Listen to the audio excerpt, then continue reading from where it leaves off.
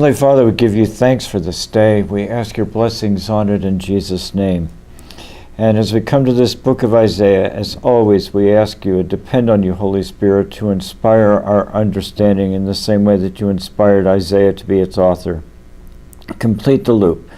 You send forth the message, let the message arrive in our hearts. In Jesus' name, amen. Okay, so we are in Isaiah chapter 5. We just finished up the Song of the Vineyard, which is about a vine dresser who created the perfect vineyard. Did everything he possibly could, and unfortunately he had bought some vines that had grapes with free will, and they, as grapes with free will might do, they turned out to be crummy grapes and not the good grapes that he expected. From there we're going to go into a section of Isaiah that has a interesting structure. I'm looking at this, and I think the structure is really there, but it may be my imagination. And it doesn't matter if it's my imagination, it helps me have the book in my head. It helps me navigate the book section by section because of the structure. And as many places in Isaiah, the structure is revealed through phrases. So we're going to look at some phrases here. And, because I want to give you the overall structure of this little mini section. Then we'll go back and we'll go through it in detail. And as a mini section, we'll know where we are as we go through it, but at the same time, the overall logic, I think is fascinating. So the words, let's look at Isaiah 5, verse 8, and it says, woe to those. Okay, so that's one of our words. And actually this is repeated in verse 11, it's woe to those, and then we pick that up again in verse 18, woe to those, 20, woe to those, 22, woe to those. There's 6 times there. And then we have a phrase that is also part of the structure, and that can be found at the bottom of verse 25. Where it says, for all this his anger is not spent, but his hand is still stretched out. Okay, so this is the other phrase, and both of these phrases then disappear, okay, through chapter 6, 7, and 8. And then all of a sudden in chapter 9, beginning in verse 8, we have a section, and if you look at the bottom of verse 12, we have, in spite of all this, his anger does not turn away, his hand is still stretched out. And then that is repeated in verse 17. In spite of all this, his anger does not turn away, his hand is still stretched out. And then in verse 21, the same thing. Going into verse 10 and verse 4, we have, in spite of all this, his anger does not turn away, his hand is still stretched out. And then we have the word woe. Okay, so we have the word woe, a section of the word woe. This little tag for all this, his hand is still stretched, his anger is not spent, his hand is still stretched out. We then have an intervening section, which, as again, I keep telling you, this is what Isaiah likes to do. He likes to wrap things in blocks. Then we have a series of tags, like in the beginning of this, we had a series of tags called woe. Then we had the single tag, for all this, his anger is not spent, his hand is still stretched out. We have an interlude section. Then we have a series of, for all this, his anger is not turned away, and his hand is still stretched out. And we have the single occurrence of the word woe. So we have multiple woes, a single hand stretched out, multiple hands stretched out, and a single woe, wrapping something that's in the middle. Did you say there were 6 woes? There were 6 woes. And then there's a pause. And then there's a pause. And then comes almost like in the Revelation. Then there's a final woe. But the thing is that who the woe is against is substantially different. But it is interesting. Now, what's also interesting about this particular structure, and again, maybe I'm making this up, but when you have this structure in your head and you look at it, it helps you memorize it helps you put the whole book in your pocket if you can break it down into things that are easily remembered. Now, if you recall, when we saw the beginning of Isaiah chapter 2, we had a last days messianic kingdom kind of a prophecy. Then we had prophecies about the the coming trouble with Assyria, and we closed off with a messianic prophecy. So this was messianic prophecies bracketing judgment. Now in this section, we actually have judgment bracketing a messianic prophecy. Okay. Now I don't know if Isaiah is deliberate with this, but nevertheless, and I don't even know if the Holy Spirit intended it to be this way, but my brain works with associations, looks for patterns and things like that. The pattern is, interestingly enough here, whether it was intended or not, probably doesn't matter, except that it does fit in with a overall strategy of Isaiah of putting things in the middle. He likes to bracket things. So it's definitely not an accident that on one side of some prophecies that he has in verses 6, 7, and 8, that he brackets it with, for all of this, his anger is not spent, his hand is still stretched out, and then he picks that theme up again after a middle interlude. Mm-hmm. This is very characteristic of Isaiah. So that's our overall structure. We're going to go through some woes today and pick up some things. I'm also going to show you how, if you were to read the poem that begins with the phrase, for all this, his anger is not spent, his hand is still stretched out, how if you ignore everything else and pick it up where he picks it again, it reads like a single piece of work. So it's like he does split it out, put something in the middle. And the reason that this is good is to know this thing is that understanding Isaiah, when you see this as a structure, it helps you understand some really puzzling things that go on. Okay, so let's look at the woes. Woe to those who add house to house and join field to field until there is no more room, so that you have to live alone in the midst of the land. Okay, interesting phrasing there. You're buying a property with the intent of being alone, with the intent of being isolated. I would say that the emergence in our country of gated communities may express the notion here, you don't feel safe.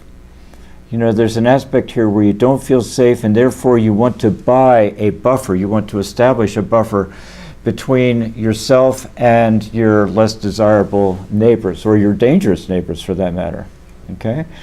I don't know that this is that you keep buying it until you as a single individual are alone, but I would say that as a community, that you have this community that has become isolated, and it's separating itself from the rest of the nation.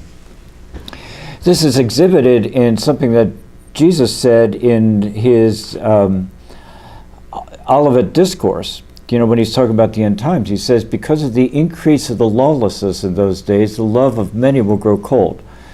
Well, we are in a period of time here in the land of Israel where there is an increase of lawlessness. And because of the increase of lawlessness, you begin to see escapism, which we're going to see. You begin to see isolation and those things. This is isolation here. And Adonai then says in verse 9, in my ears, Adonai of hosts has sworn, surely many houses shall become desolate, even great and fine ones without occupants. See, the judgment here is that if you are in a position where you are trying to isolate yourself, Jesus says, or the Lord Adonai says, fine, you want isolation? I will remove you entirely, and I will isolate you even from the land. He goes on to say, for 10 acres of vineyard will yield only 1 bath of wine, and a homer of seed will yield but an ephah of grain. 10 acres of grapes will yield about 1.5 gallons. That's what that measurement is. It's basically saying that all the economic planning that you had for prosperity and so forth is going to amount to nothing. Because there's a sense where to even enjoy the prosperity and things requires community, but you're isolating yourself from community. And maybe there's even a sense where you can't do a vineyard all by yourself. If you do a vineyard all by yourself, by the time you have left undone things that need to be done, you're left with just 1.5 gallons of wine, because the rest of it maybe is rotting on the vine. And the homer of seed is basically a basket of grain, enough for a few loaves of bread. And then in 11 and 12, we have escapism. Woe to those who rise early in the morning that they may pursue strong drink, who stay up late in the evening that wine may inflame them. Their banquets are accompanied by lyre and harp, by tambourine and flute, and by wine, but they do not pay attention to the deeds of Adonai, nor do they consider the work of his hands. So they've abandoned the presence of Adonai. They're not walking in his light. They're escaping. They're trying to self-medicate away their pain. And yet, here we are given kind of the answer to this. They do not pay attention to the deeds of Adonai. Doesn't it say in Romans chapter 1:18 that the wrath of God is revealed from heaven against all ungodliness, against those who suppress the truth in unrighteousness? There's a suppression of the truth here. Even though knowing Adonai would be your highest good, there is a sense that says, well, I don't want to go in that direction, because if I go in that direction, he's going to keep me away from my entertainment, from my escapism. This is, by the way, I think is why the gospel is so powerful. The one thing about the gospel is that because Jesus has established that I can approach God to get cleaned up. One of my famous sayings is that we do not clean ourselves up. In the new covenant, we do not clean ourselves up to get to God. We come to God to clean up. Is that it allows us to read the scriptures and read all kinds of shortcomings in ourselves, knowing that we can go to the Father, knowing that we can go to the throne of grace to be cleaned up. If you don't have that, then you're saying, well, if I go in my nakedness, in my unrighteousness before the Father, and he's a holy God, I have no hope. Beginning again in verses 11 and 12. Woe to those who rise early in the morning that they may pursue strong drink, who stay up late in the evening that wine may inflame them. Their banquets are accompanied by lyre and harp, and by tambourine and flute, and by wine, but they do not pay attention to the deeds of Adonai, nor do they consider the work of his hands. We are looking at what it is like to live when a nation has abandoned its, God's glorious presence. We're still in that kind of a motif here. And one of the things that goes on is that the nation begins to escape in entertainment and so forth. This is an escaping culture that is, you could say self-medicating, but it's at least dulling the senses. But one of the principal thing that is going on here is that they do not pay attention to the deeds of Adonai, nor do they consider the work of his hands.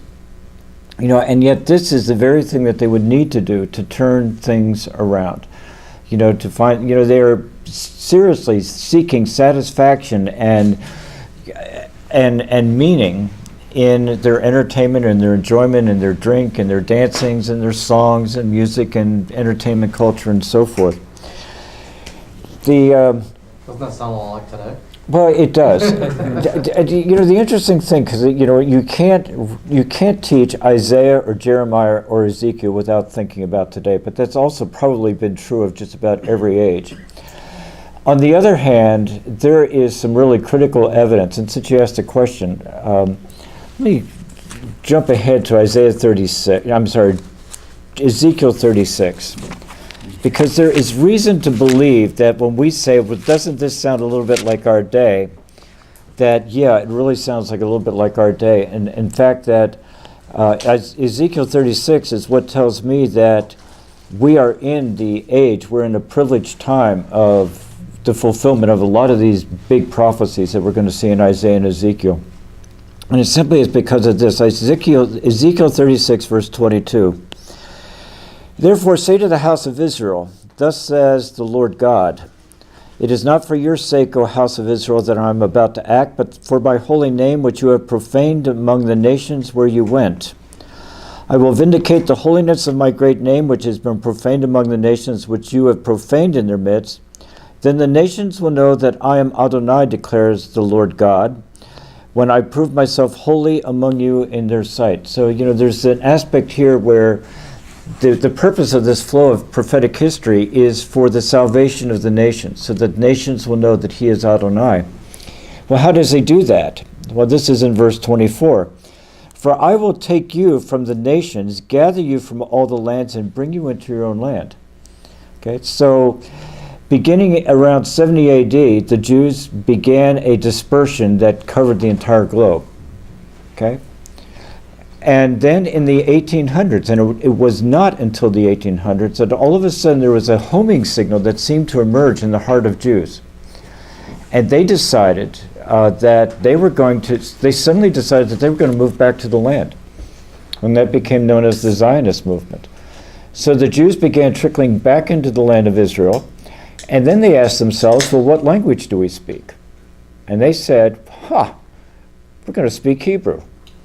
Which means that all the Jews moving into the land learned the language of the Bible. You know, because they were not native Hebrew speakers. They were Yiddish, they were German, they were Spanish, they were all these other languages, English. But when they moved into the land, they took it upon themselves to learn Hebrew and establish Hebrew as their native language. And therefore, it became a Jewish nation speaking Hebrew. But they had to decide that, and then they had to pull it off. Okay. Well, this is a prophecy in Ezekiel 36. I will take you from the nations, gather you from all the lands, and bring you into your own land. That began in the 1800s. It was assisted in the early 1900s by the Balfour Declaration that established a Jewish community, officially sanctioned Jewish community within Palestine, as it was called back then. And then as things emerged, then in 1948, you had, overnight, the land of Israel became a sovereign nation for the first time since it was destroyed by Nebuchadnezzar in 586 BC.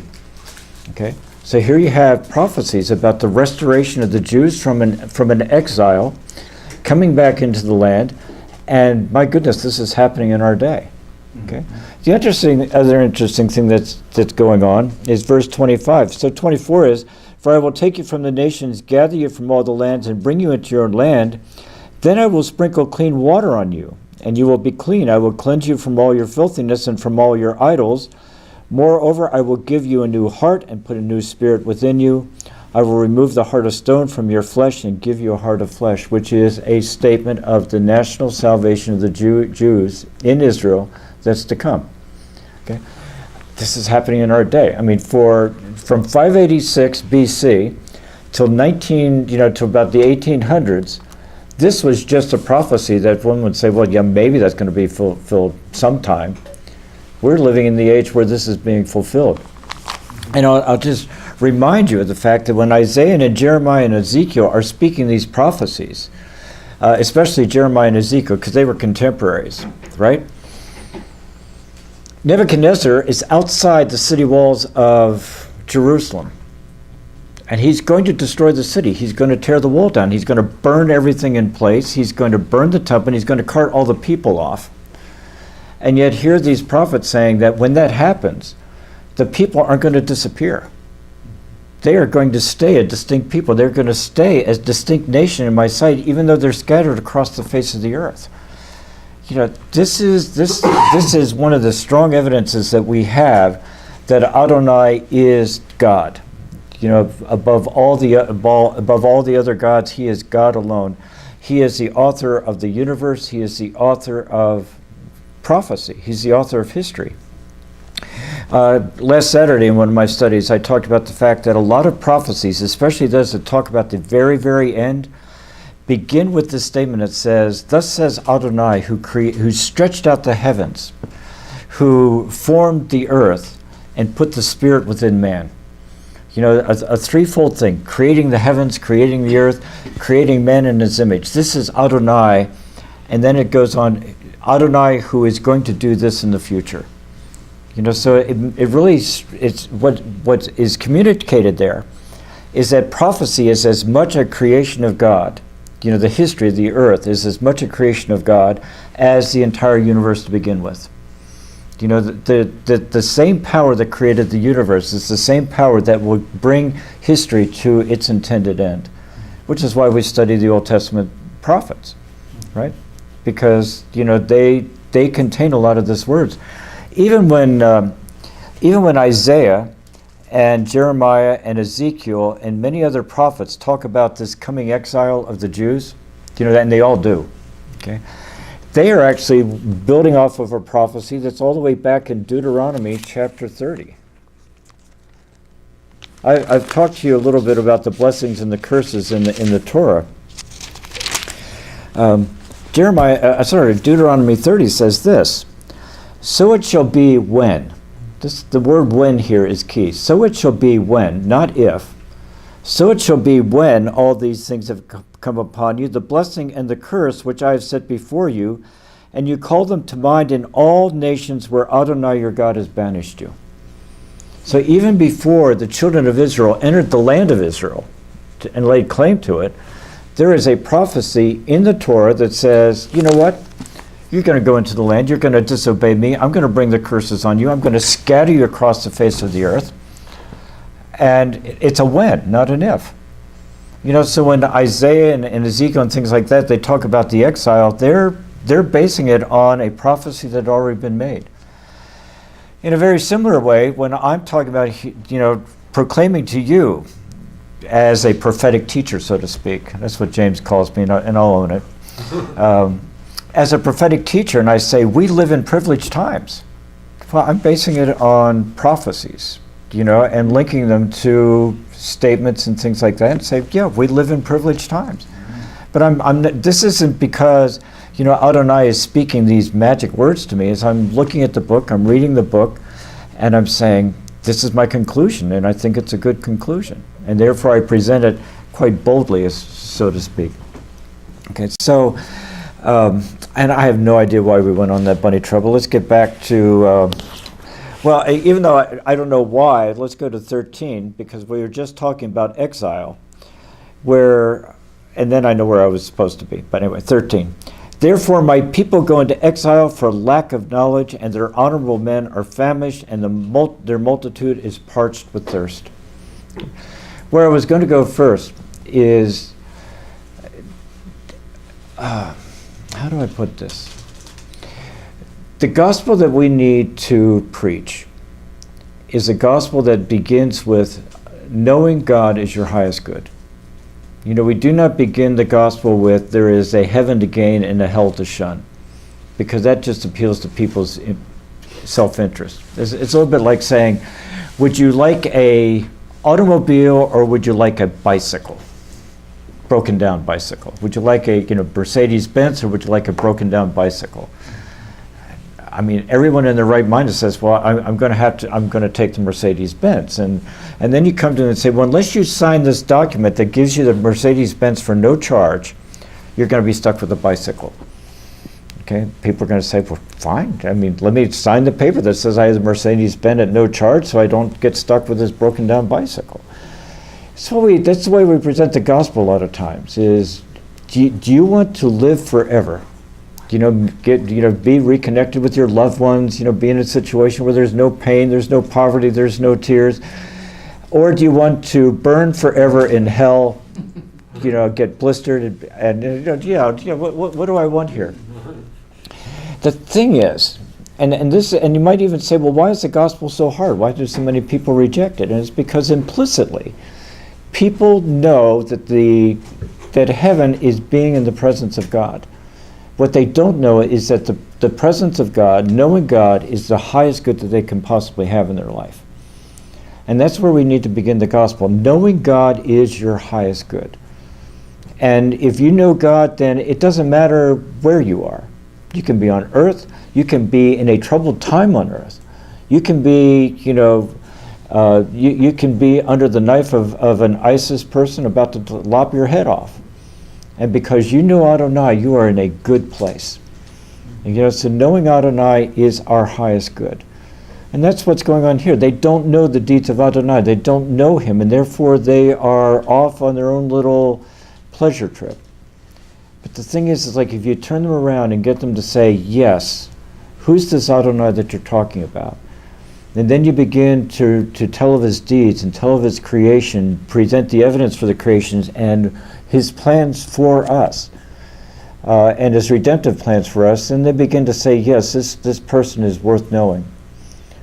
So Anyway, but my people go into exile for lack of knowledge. And here he's talking about the fact that the northern kingdom is about to go into exile. It's about 30 years away from here.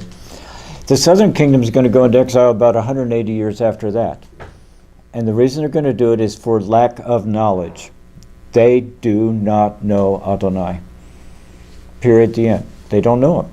And because they don't know him, they drift in various ways and lifestyles and things like that, but the source of their satisfaction is left from them, escapes them. Remember, like going even back to Isaiah 5 verse 1, let me sing now for my well-beloved. Isaiah is speaking a parable about Adonai. Let me speak now of my well-beloved. We have an affection. We develop an affection for Adonai, and that's the sustaining thing. We desire his presence, we seek his presence, and the next thing he does is he begins to reward our seeking.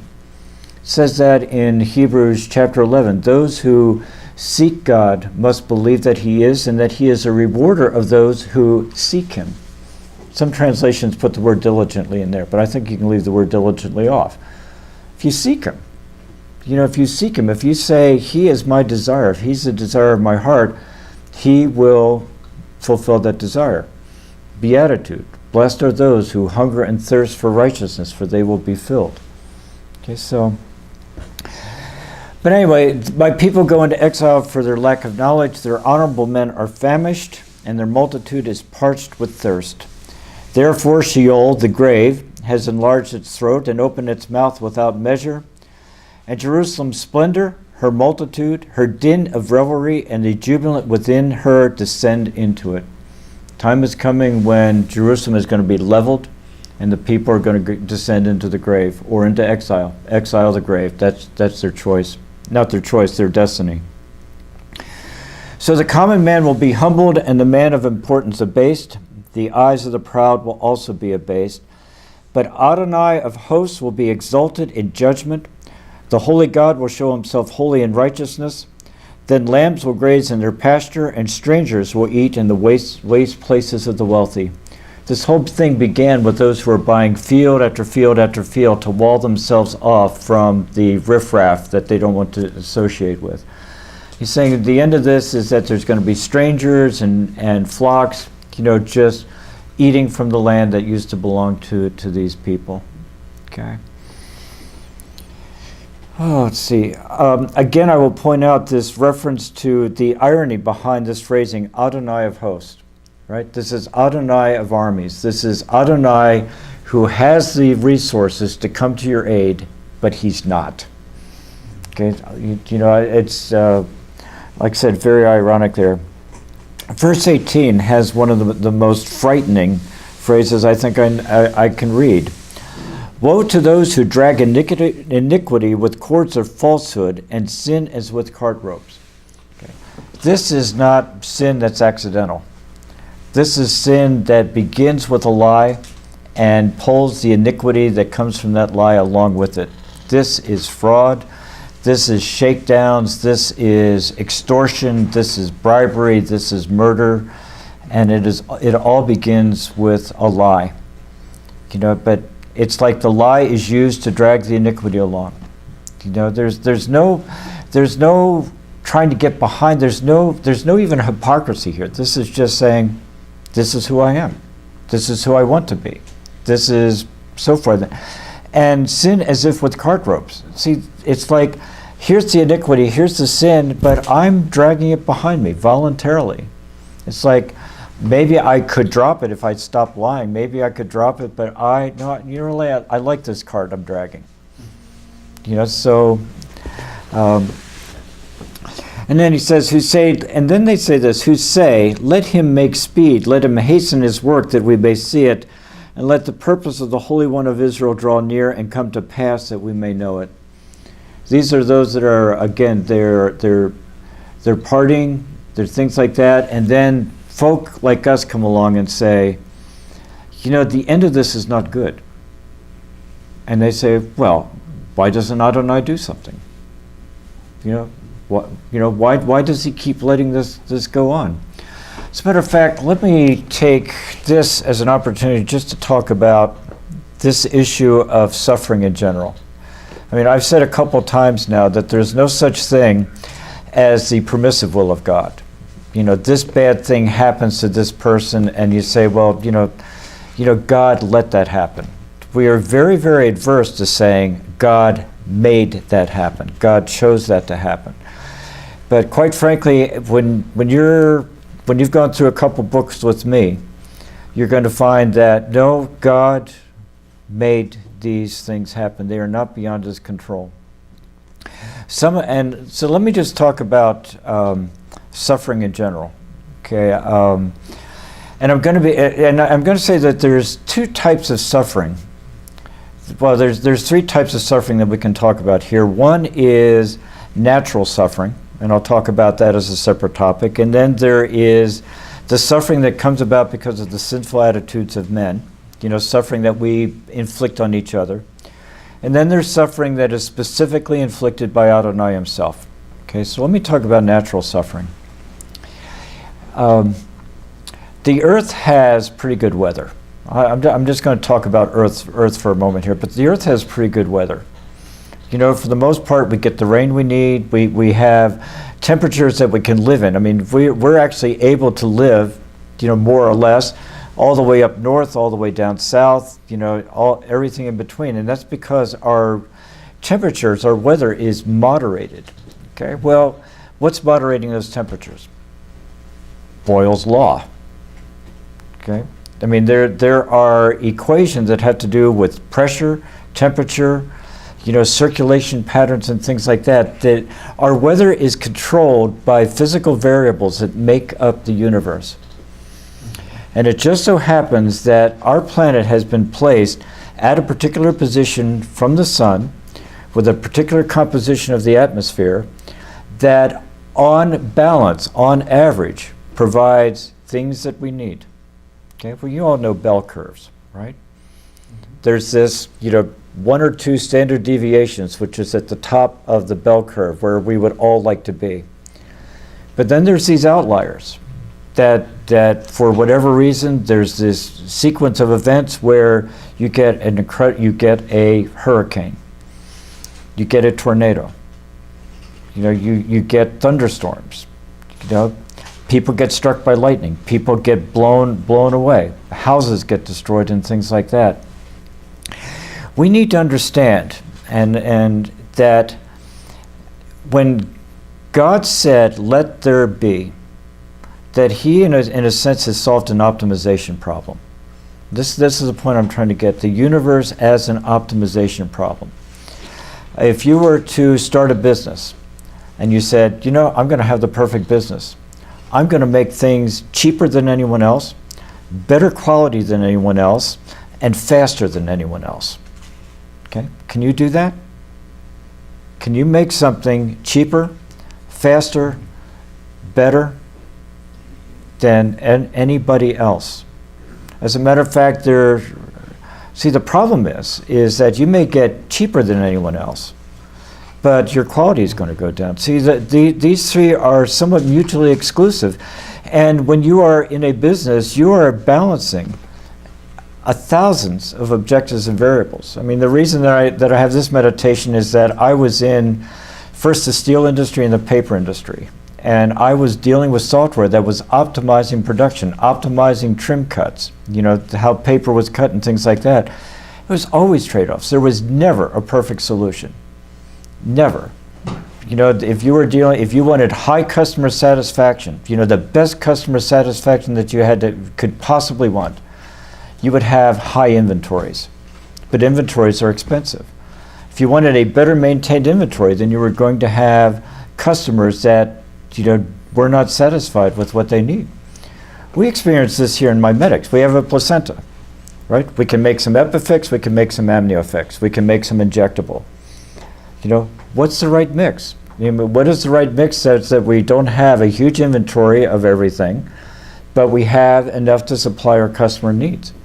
Okay, this is optimization, and the universe, the brilliance of God as a creator, is what He has optimized to make this universe a good place. So what I'm saying in terms of things like weather, tsunamis, earthquakes, and things like that, these are all part of the outside of a problem that's been optimized to an incredible and extraordinary way. There was a philosopher named Leibniz who basically said what I'm about to say to you, that in terms of nature and natural events, we have the best possible universe, that it can't be perfected, that perfection is, in a sense, the idea of a universe that is pain-free, bad weather-free, no earthquake-free. Just can't happen, because to adjust, the thing we need to realize is that if God adjusted the Boyle's law ever so slightly, things would be worse. If he adjusted this other variable ever so slightly, things would be worse. There's a book that's worth reading. It's called Just Six Numbers, The Fundamental Forces That Shape the Universe. It's by Martin O. Rees, R-E-E-S. He was the royal astronomer in England, and he wrote the book. And these 6 numbers that he identifies are physical constants in the universe. And if those numbers varied from their existing values by ever so slightly, his contention is that life could not exist in the universe. And he's just listing 6 of them. There's other listings that give you dozens more.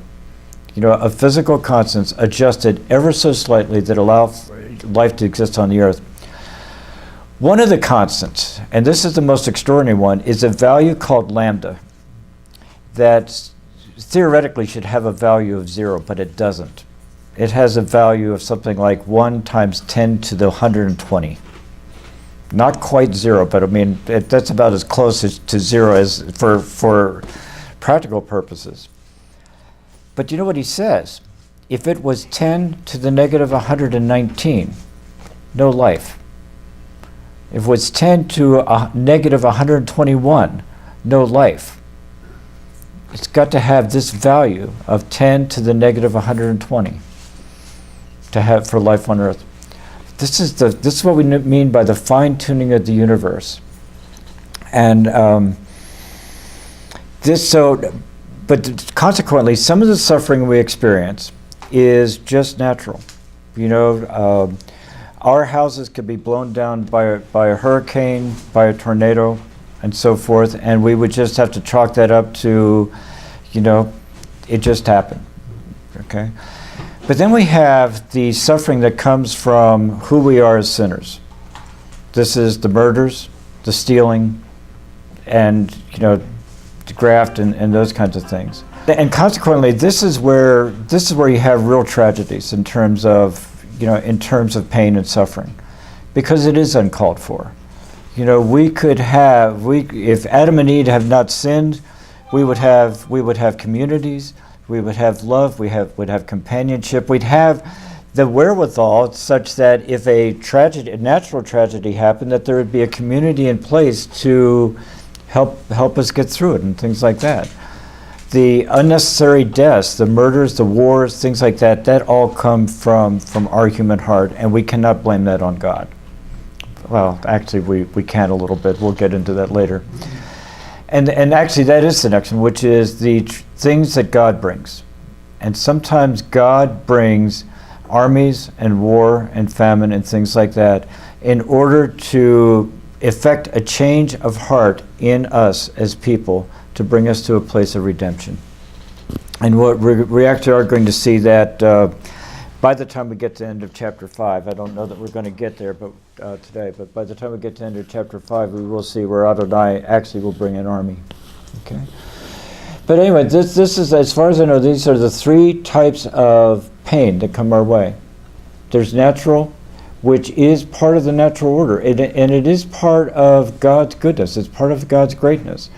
If you understand that, and I would say this, if you can imagine the business that doesn't have to optimize to make a decent profit, who doesn't have to optimize to stay in business, who cannot create the perfectly cheap, fastly produced quality product, then understand that when it comes to the universe, that the optimization that Adonai has done is just extraordinary. And I'll be honest with you, my wife hates it when I talk about like that, because she thinks that would have to be something. But let me just go to Proverbs 8.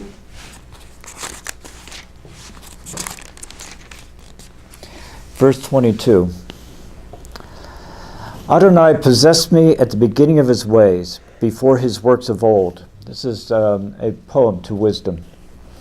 From everlasting I was established. From the beginning, from the earliest times of the earth, when there were no depths I was brought forth, when there were no springs abounding with water. Before the mountains were settled, before the hills I was brought forth. While he had not yet made the earth and the fields, nor the first dust of the world, when he established the heavens, I was there. When he inscribed a circle on the face of the deep. When he inscribed a circle, when he made a measurement, when he said, this is how big it's going to be, so to speak. When he made firm the skies, when the springs of the deep became fixed, when he set for the sea its boundary. See, when he set for the sea its boundary, how big should the sea be? Which it should be this big. You know, that if we have this amount of water in the oceans, we will have this kind of weather. If we have a little bit less, we might have it boil away. If we have a little bit more, So when he set for the sea its boundary, so that the water would not transgress his command, when he marked out the foundations of the earth, when he marked them out, when he made his measurements, when he said, this is the measurements that will make for a good universe. And it's the wisdom that's done here. Then I was beside him as a master workman, and I was daily his delight, rejoicing always before him, rejoicing in the world, his earth, and having my delight in the sons of men. So, there are natural pain that comes along, but it's because the universe is wisely and intricately and brilliantly made. Then there's the pain that comes from our sin, and then there's the pain that Adonai does bring forth for his purposes, which we will discuss a little bit more in Isaiah. Okay. 20 it's back to chapter 5, verse 20. Woe to those who call evil good and good evil, who substitute darkness for light and light for darkness, who substitute bitter for sweet and sweet for bitter. You were talking about, doesn't this sound like our day? How many things that especially when I was younger, were considered totally wrong, that have become quote unquote good. There's a sense where that the whole world becomes turned upside down, and you can no longer call evil something that in fact is quite evil.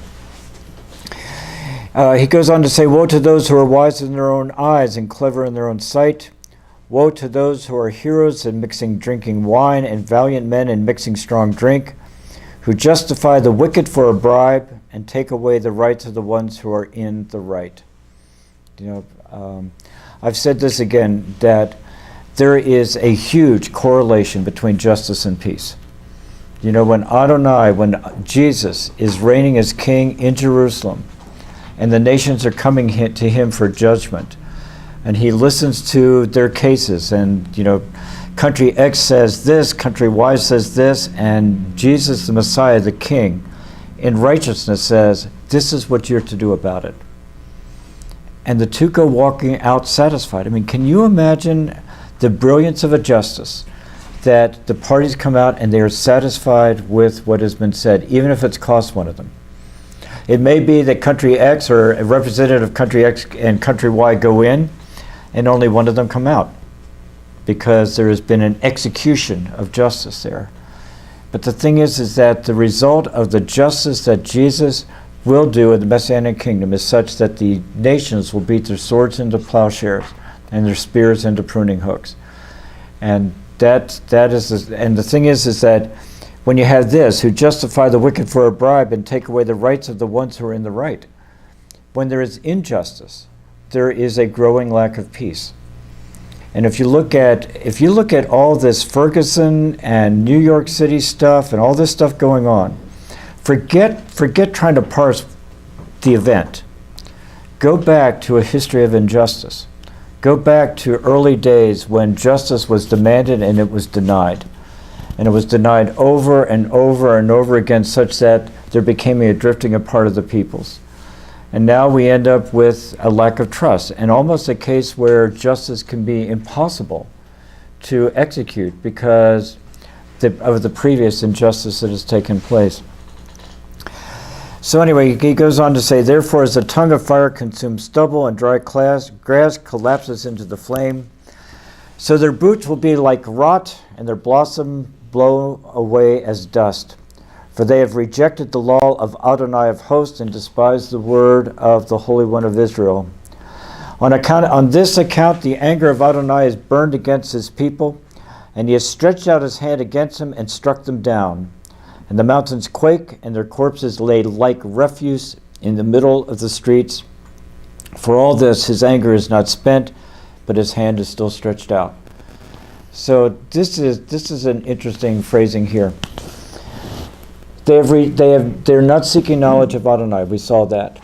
They are seeking escape.